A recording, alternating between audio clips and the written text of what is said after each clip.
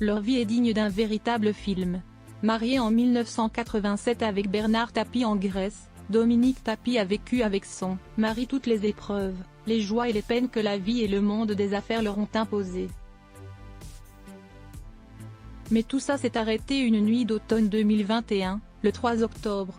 En effet, le businessman s'éteint après plusieurs années d'une bataille acharnée contre plusieurs cancers. Une épreuve pour Dominique, qui se retrouve à devoir gérer un deuil difficile et très médiatique.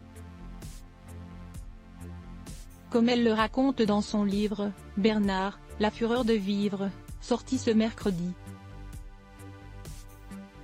D'autant plus que la mère de Laurent, 48 ans, et Sophie, 34 ans, qui était invitée « Danser à vous », n'a pas pu vivre les derniers instants de son mari.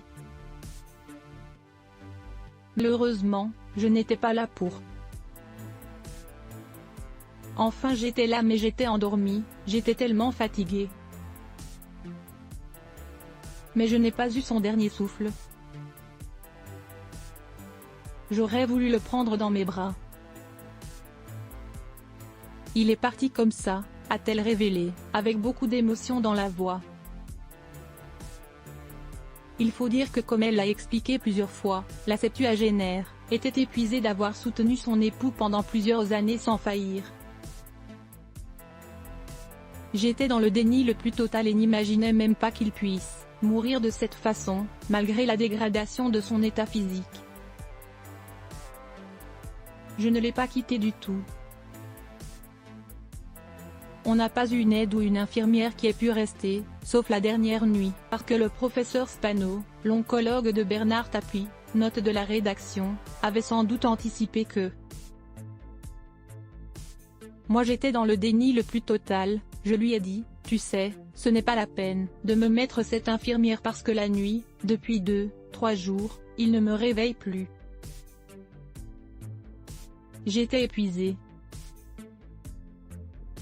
Mais il m'a dit elle va rester à côté, et donc j'étais là, oui, mais pas assez, côté, a-t-elle raconté dans l'émission de France 5. Des souvenirs difficiles, notamment celui de l'une des dernières conversations qu'elle a eues avec lui et qui a marqué la journaliste et chroniqueuse Émilie Tranen-Nguyen. Quand il sent la mort approcher, il vous demande l'impensable.